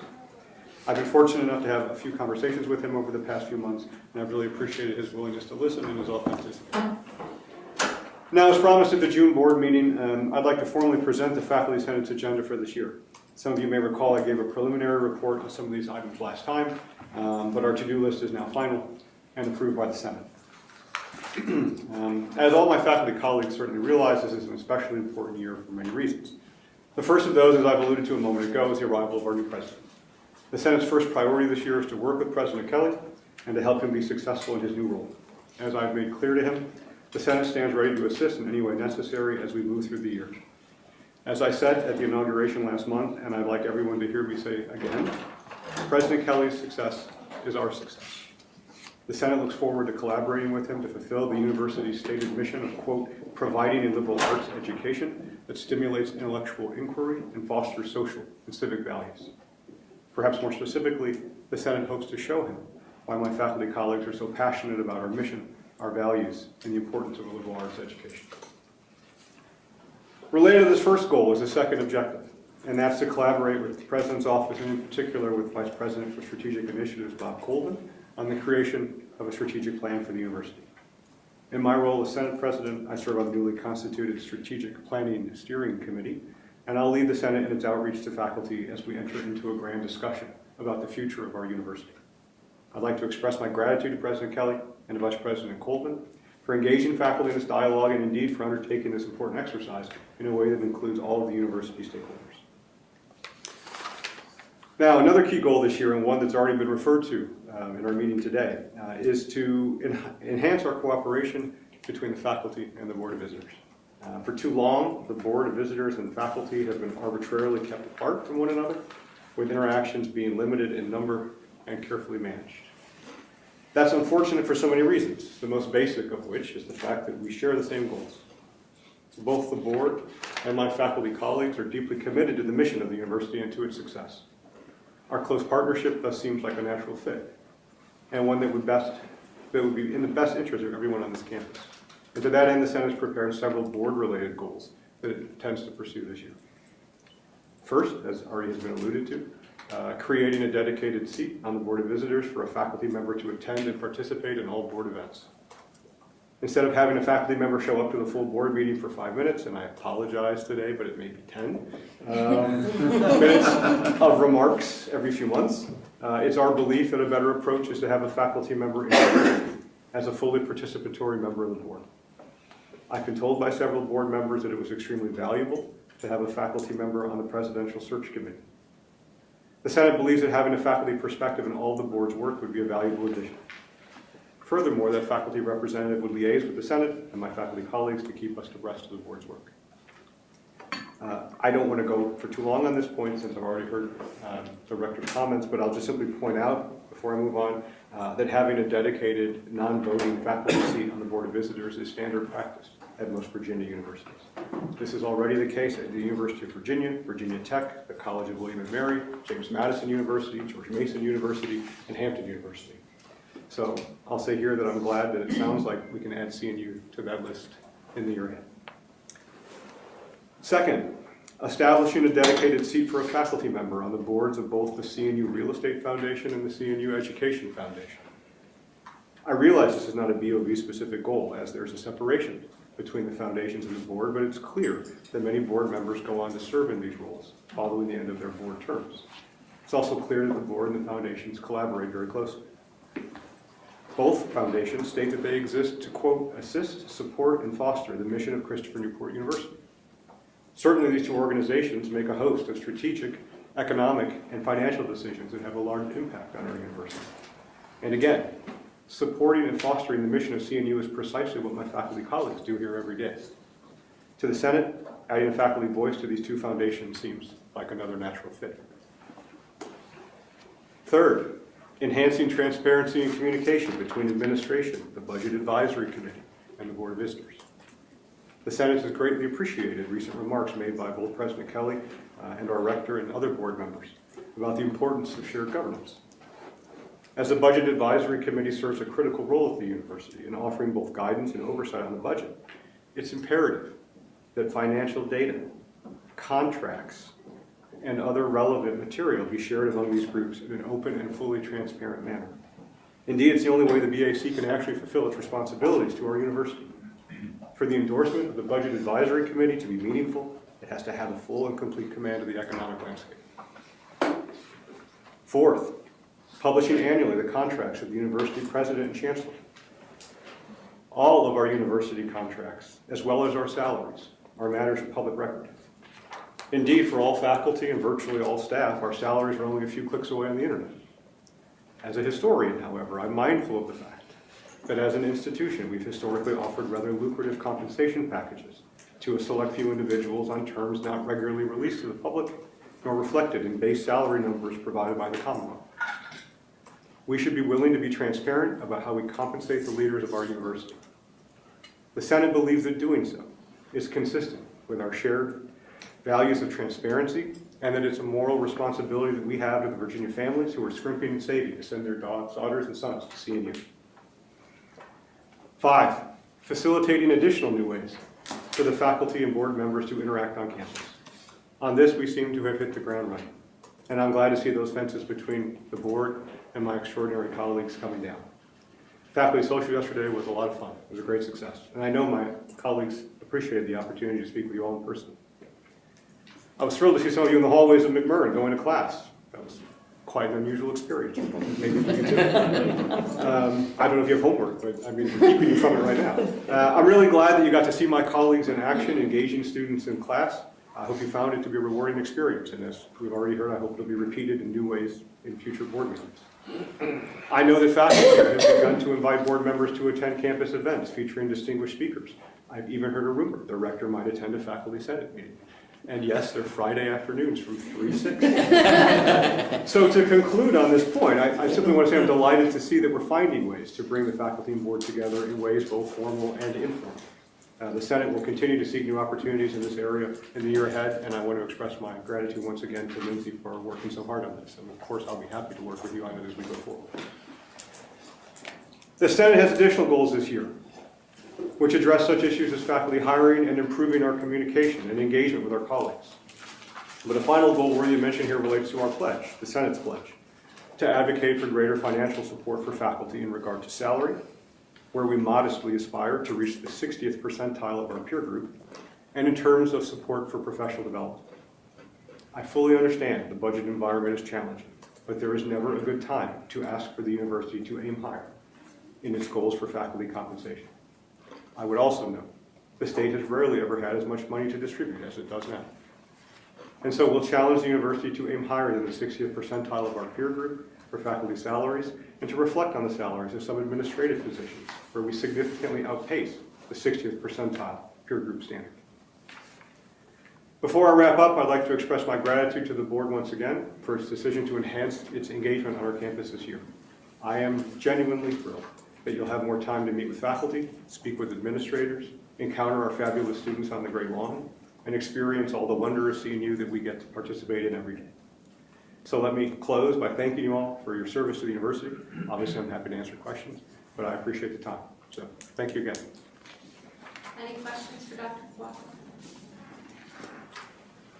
Right, thank you. Our next report is going to come from Nate Fontaine, and that's with regard to the Alumni Society. Thank you very much, Madam Rector. I'm excited to be here and represent the over 34,000 alumni that are now in every state across this great nation and internationally. Right, so we now have at least one alumni in every state across this Eastern United States overall. I'm also very excited to increase the opportunity and engagement between the Alumni Society Board and the Board of Visitors. In the past, I think we've had representation here usually in the June meeting, but I've committed I will be here going forward to make sure that I'm available for your, any actions for your benefit, but as well as the advancement of the university as a whole in any way that the alumni can support. We do fully support the initiative that I believe President Kelly, you mentioned a few moments ago, of taking this from, or might have been Madam Rector, taking this from a hidden gem to the actual crown jewel that we know this actually is for the Commonwealth overall. So the alumni are fully behind that effort and those efforts there. President Kelly and Madam First Lady, thank you. It's been exciting. I've enjoyed our conversations together, and it's very nice to have someone who is all in on alumni engagement. As well as making sure that alumni are represented and discussed and kept at the forefront of some of the discussions here at the university. So thank you for the attention pointed to us. I also want to make sure that we do thank the alumni relations staff as well as other staff who participate in our board meetings. We just had one last night. It was a virtual meeting, so that there's a staff component to this as well, and they're doing an excellent job. And I know they're very excited. And we are excited not only for the new opportunity with the new president, myself coming in as the new president of the board, but also a change in how the university is graded for alumni engagement overall. In the past, you guys have all known the engagement has been based off of simply a percentage of donations or percentage of active alumni donating. That's now changed to engagement. So if alumni are actively participating, coming to events, and participating at the university is going to be an amazing measure, and I think we're going to far exceed what we had previously. And it's our effort to make those connections and draw those alumni, meeting them where they are through the efforts of our chapters, both the regional and the affinity chapters, increasing the engagement between the affinity chapters and the regional chapters to make sure there's some overlap and some connection there as well. But we are really excited to have this opportunity to continue to showcase, but bring those captains back home, get them connected. The further you get away from the university, the less connection you have.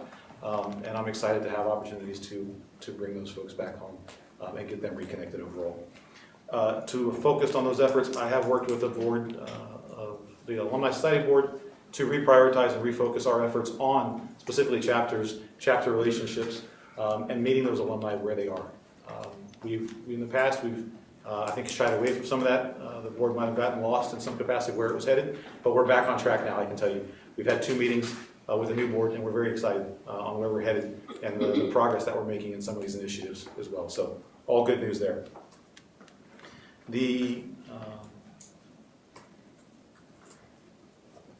Some of the information from last night's meeting. We're now a board of 22 members of our allowed 24 total for our board of directors. We actually have reopened up our virtual meetings. We invite all chapter leadership to our meeting to hear the university updates as well.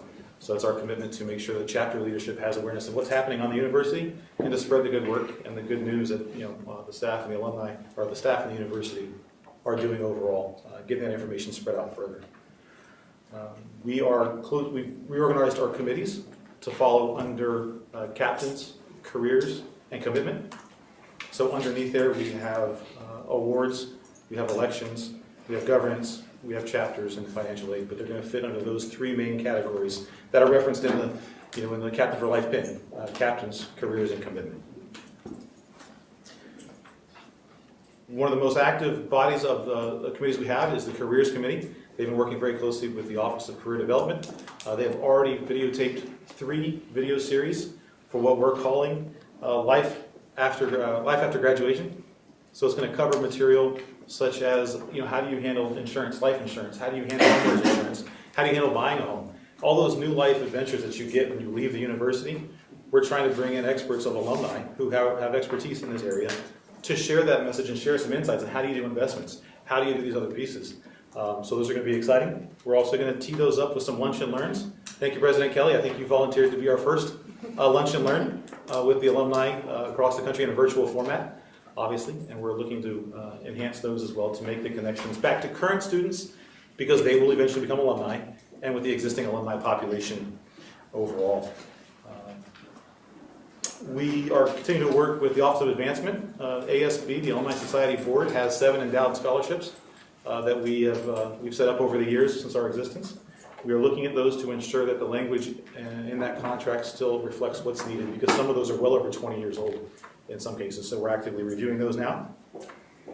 The last bit of news, last night the board passed a resolution for our Awards and Recognition Committee to start drafting a resolution for another Captain for Life. We've not done historically many of these. We did one just last year for Interim President Avilia, which is a great recognition for her efforts to the university. The next one that will be, I don't think they're in the room, but it will. So the resolution will be written up and drafted and obviously sent to the board here for Dr. Jane Chambers for Captain for Life for all of her efforts with the First Decaders program, ensuring and documenting all the history of Christopher Newport College through Christopher Newport University. So we're getting that drafted up now to get that here. We're trying to get that all set up and done for their, I think on November 4th, there is a meeting of the First Decaders Luncheon. So we would like to present that to her at that First Decaders Luncheon on November 4th. So lots happening. I'm excited to be here. I talk really fast. It's like auctioneer's voice. A lot of information to get out there. Any questions, Madam Rector? And I'm happy to be here. Any questions for Nate? Well, Nate, thank you for taking over the helm of the Alumni Society. It is good to hear, as a Captain for Life, that you're taking that board in really great direction. I think it's needed some direction for a while, and your leadership will certainly get us where we need to go. So I hope so. thank you. Thank you. Thank you. Just a point of order, before we turn it over to the student government report, we have delayed the groundbreaking until 4 o'clock. I don't want to short any of these reports. We still have one closed session agenda item, so no one from the gallery has to go running out to prepare for the groundbreaking. Nicole, I know. That's good to know. All right, with that, we'll turn it over to Kate Bennett. Thank you. Good afternoon. It's great to see you all again. Summer break probably isn't the right term, as your work for the university never stops, but I truly hope you found some time to relax over these past few months.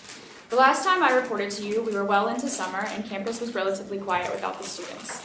It's safe to say that this is absolutely no longer the case. It's been about 3 weeks since students returned to their home away from home for the fall semester, and individuals and organizations alike have hit the ground running. The Interfraternity Council started Rush Week this week, placing a particular emphasis on the importance of trying to balance academics with Greek life. To encourage potential new members to put their academics at the forefront, the Council has implemented study hours and planned workshops with the Center for Student Success that will be open to all CNU students. They are also preparing to send 50 volunteers to Yorktoberfest for their first council-wide philanthropy event. The Panhellenic Council, on the other hand, is at the height of their planning for Women's Leadership Summit, an all-day seminar event that invites all collegiate women on CNU's campus to listen to faculty, staff, and keynote speakers to share their professional and personal experiences. This year's theme is personal development and empowering well-being. The Council is also preparing for a nationwide event known as Circle of Sisterhood, a week-long philanthropic program that brings women across all chapters together to eliminate barriers to education. The Residence Hall Association has been working on expanding their connections to the community this year. To do so, they're planning to attend the Virginia Association of College and University Housing Officers Conference, which will feature upwards of 200 students from more than 15 Virginia universities and colleges conducting student-led presentations, service initiatives, and networking opportunities. They're also collaborating with CAB to put on the well-loved Thai Diversity event tomorrow. Alternative Breaks has also seen success this year. They've secured 2 upcoming service trips for the fall break surrounding themes of youth and family and environmental restoration. Participation is looking higher than usual, but they still and always invite many more to come join their cause. The Captain's Log is right on time to release the 3rd issue of their weekly prep for the semester, which now goes out on Thursday afternoons. And finally, the Campus Activities Board has been hard at work with programming events for both freshmen during Welcome Week and upperclassmen as they return to campus over the weeks. As of now, they've already put on 7 events, with 3 major events still to come. Favorites include Thai Diversity, Fall Fest, and even a group ice skating event later. Attendance at these events have been excellent, and the freshman class are especially proving themselves to be outgoing and curious about student programming. As for myself and the Student Government Association, we are always planning a number of upcoming events, such as Pronoun Day and initiatives such as the voter registration drive. I will be attending my first SHOVE meeting in Richmond next Friday, September 22nd. This is something I'd always looked forward to as I shadowed Celine, SGA's past president, so I'm excited to finally experience it myself. I've met with President Kelly several times now, and each time I'm reminded of how dedicated he is to his institution. Since inauguration, the students have responded to President Kelly's actions and communication extremely positively. Over 40 people showed up for his Wednesday walk, and I've already heard students making plans to attend the next one. We are consistently impressed at the transparency, the respect, and the commitment that you've already managed to show us. In closing, I'd like to introduce someone else who is also incredibly dedicated to this institution. Gabby San Diego is a senior here studying business and marketing. During her time here, she has demonstrated an undeniable commitment to serving those other than herself, both as a student and an athlete.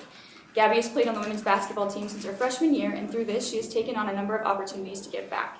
She currently serves as a Student Athlete Advisory Council President, represents the Leading Captains Program, and even works as a youth basketball trainer. And despite all of these commitments, she's still willing to drop everything when you need help. I'd now like to welcome Gabby to expand on her student experience. Thank you. It was a very good intro. Might be better than my speech. Hi, like she said, my name's Gabby. I'm a senior, double majoring in business, marketing, and management. I'm also the president of SAC, which is the Student Athlete Advisory Committee, where we work on service projects, advocate for mental health with athletes, and are pretty much the voice of athletes here at CNU. And like she said, I play on the women's basketball team here, and as you can tell from my size, that I play point guard. I was going to say center. I didn't know what I wanted to do, but there aren't many options for people of my size. But basketball is my passion. It's probably what I'm most well known for. It has taught me countless life lessons and has allowed me to travel, meet my best friends, and push myself outside of my comfort zone. Basketball has been a gateway to many opportunities in my life, including my most amazing opportunity thus far, attending CNU. During my recruiting process, CNU is not on my radar until late in my junior year. I had already been leaning towards committing to another college until I got a phone call from a CNU women's basketball coach asking me to come down for a visit. Truthfully, I was already ready to commit to this other university, but my parents encouraged me to visit CNU just to check all of my boxes. And thank goodness I came on this visit, because coming in CNU has definitely been one of the best decisions that I've ever made. I've always been a very self-reflective person, and I'm constantly looking for ways to live out my values and improve as a person. I have 2 principles that have really shaped who I am, one of them being, how you do anything is how you do everything. This principle emphasizes the importance of living a disciplined life. For example, this means that I can't spend all my time in the gym and lose focus in the classroom. It means that the habits I build in one aspect of my life will come out in other aspects of my life as well. My other guiding principle is, it's not about what you do, it's about who you are. This reminds me to never get too caught up in materialistic things or outcomes. Championships, awards, accolades motivate me to work hard. But ultimately, who I am and how I treat people are what matter to me the most. As soon as I stepped foot on campus during my visit, I could feel that CNU was different. And 4 years later, I've realized how these 2 guiding principles in my life are shown in CNU's culture as well. The university does an amazing job of setting standards and cultivating a culture that develops strong leaders in our community. On campus, you feel a sense of community and even a family-like atmosphere. People smile and nod as they walk by you. They ask about your day in the elevator, and we all know that captains hold doors. This standard is held by everyone on campus, from our students and faculty, and to the folks in the dining hall, library, Freeman Center, and Ratcliffe. CNU embodies the principle of how you do anything is how you do everything, not only by treating others with respect and kindness, but by taking care of our campus, valuing the environment, and serving the community. Whenever I have family coming down to visit or recruits coming on a visit, that is usually the first thing that they notice. They notice how clean and beautiful our campus is. Our buildings and landscapes are obviously beautiful, but it takes commitment from our campus community to maintain this standard and protect the place that we all use every day. In the last year or 2, I've noticed the environmental focus that our campus has embodied. We've worked single-use plastics out of our system and have heavily encouraged recycling and awareness about the environment. To make these changes was not easy and is still an adjustment, but it highlights our commitment to the greater good and doing the right thing. Service is one of CNU's most important values. Clubs, organizations, and athletics take advantage of every opportunity we have to give back to the community. In the time that I've been here, I've been lucky enough to serve in many capacities. I've mentored high school students, welcomed elementary students to their first day of school, worked in food kitchens, ran food drives, taught basketball at a Boys and Girls Club, and more. This aspect of CNU's culture has certainly brought me the most fulfillment, as it's given me the opportunity to be more than just a basketball player. The most amazing thing about the service here at CNU is that the students never treat it as something that they have to do, but rather something that they get to and want to do. All of us come to CNU or any university with the intent of achieving a degree. Along the way, students can make the dean's list and achieve other awards and accolades. This is certainly highlighted and valued by our campus, but what I find so special about CNU is the way that our staff and faculty value each student as a human first. Professors are constantly extending themselves, offering help, and building connections with each student. My coaches have always shown that they care for us as people first and have always valued our well-being and academics before athletics. CNU values the process of each student growing and becoming someone that they can be proud of. This strengthens our campus bond and creates an environment that students are comfortable in and are proud to be a part of. While we are all achieving our degree, we are developing as leaders and positive community members of the future. We are not simply turning in assignments and taking tests, but learning concepts and skills that we can apply into the real world. In the Luter School of Business, we work on numerous group projects, business simulations, and real-life activities. We are not trained to memorize content, but to understand and critically think through problems. We are taught to adapt and figure it out, which, in my opinion, is truly one of the most important life skills. We all want to walk out of CNU with a degree, but the experience we leave us with gives us so much more than that. The community here cares about who you are, what you're doing, and what you want to do next. They've equipped us with the skills and confidence to apply all the things we've learned in the classroom, on campus, and in our 4 years in general. They value us as people first and have built a culture that puts strong leaders and individuals out into the community. As I said earlier, basketball has always been what I'm most known for. It has always been my biggest passion and commitment. Although it's taken up a big part of my time here at CNU, it's only a small part of what I can say about the university and the experience it's given me. I've been on the Dean's List and I've been president of SAC. I've competed in a Sweet 16 and a national championship. But the education, relationships, and experiences that CNU has given me shaped me into the person and the leader that I am today. My experience here at CNU has allowed me to be more than just a basketball player, and I am proud of the well-rounded individual that I'm becoming. The two principles that have shaped my life drove me to come here, and this university allowed me to continue living out these values and has given me the confidence and ability to do so in anything that I pursue. Thank you for your time and everything that you do for all of us behind the scenes. I really appreciate it. That's all I got. Thank you.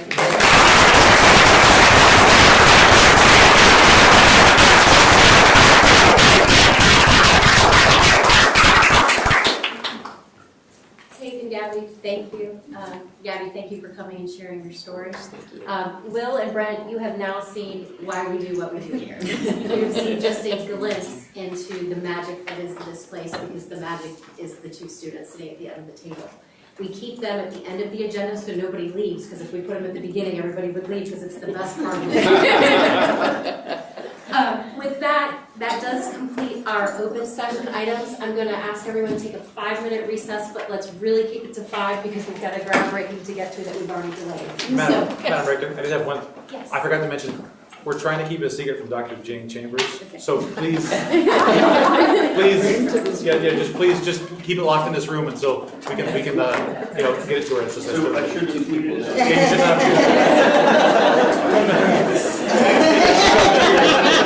Yeah, nice meeting you, Kate. Thank you for the intro. Yeah, of course. Yeah, just now.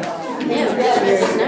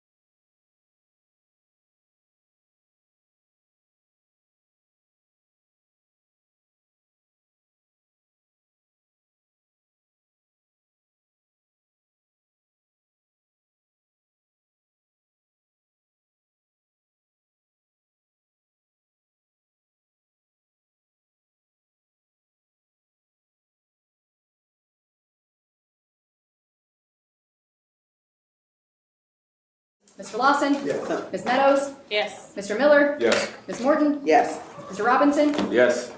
Ms. Breland? Yes. Ms. Watson? Yes. Ms. McKnight? Excellent, thank you.